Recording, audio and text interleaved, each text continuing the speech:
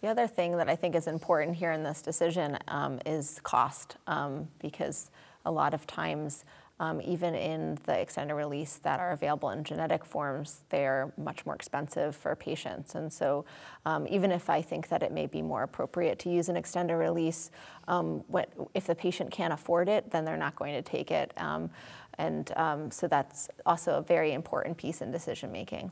Yeah, I think that's point number one. Yes. Right.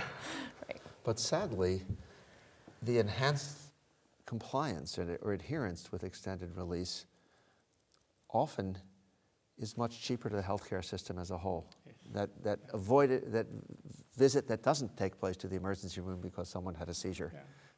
And for some reason that's not factored into the equation. And that compliance difference between once a day and twice a day and 3 times per day is enough to really generate extra healthcare system costs. Yeah, that's such a great point. And actually, I think about 3 to 4 years ago, there was a flurry of abstracts at the AES meeting that specifically addressed that issue of the cost to the system relating to adherence.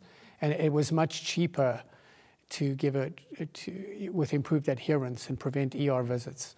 But it's very interesting because the insurance companies actually have different divisions, and the medication division has its own budget. The hospital division has its own budget, and it's a different silo. It's a different silo within the company. It actually is missed. It's an interesting thing.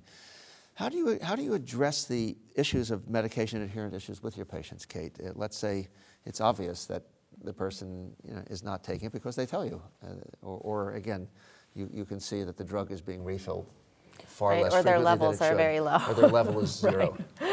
Yes. So how do you address it, and what are the issues that you think come up in that circumstance? This comes up all of the time. I think there are some age demographics, particularly the teenager, 20-something, more in that I feel invincible, and the Mike Sperlings that feel invincible. I'm just kidding.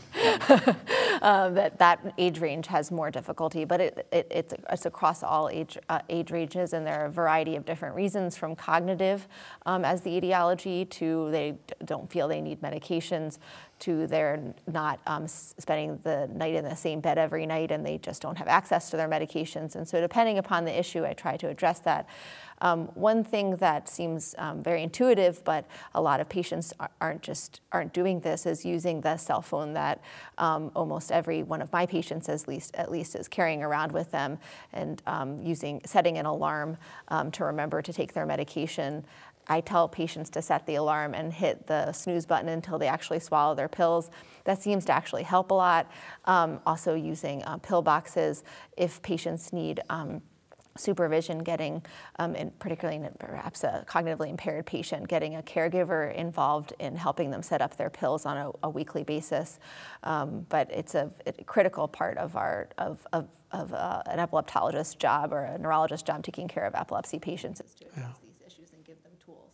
Yeah, you're right. It requires multiple interventions. I mean, in terms of the counseling, I think SUDEP comes up as a part of the discussion with many of these patients. And it's not necessarily doing it to scare the living daylights out of them, but it's really to put it into context that epilepsy is not necessarily a benign disorder in some patients, and there are significant morbidity and mortality issues that have to be kept in mind, and there are statistical numbers that you can attach to it. And I think speaking to patients about that is important. It's the gorilla in the room that we don't like talking about, but it's important.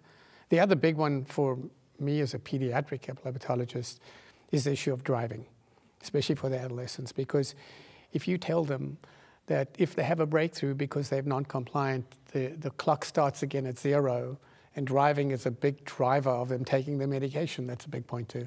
So I think you have to almost have your list of things to bring up too.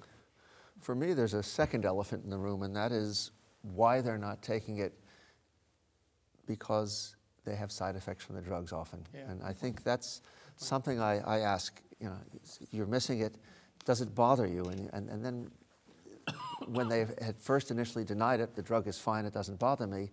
Well, they're not taking it very often, which is why it doesn't bother them. But you're missing doses, is that because you don't feel well? It's amazing how often people will reflect that, yes, they don't feel very well. It's a student who has to go to school in the morning, but if he takes his medicine before going to class and he has a test coming up, he can't function as well, or you know, another person has a presentation at work and she can't, you know, she can't function at the level that she wants to. So I think it's a good reason to think again about potential side effects and address that. I also use the toothbrush approach with people. You brush your teeth every day. How many times a day? Okay, twice a day is what you should be doing. If you're doing that, put your pill box next to your toothbrush. When you take it, it's there. You can't miss it. And the cell phone with the reminder, I even tell them sometimes set it twice. Right. Well, if you hit snooze instead of dismiss, then that works. I think this is like to Mike's point with kind of minor side effects that patients are kind of brushing under the rug initially, but then are contributing to their compliance.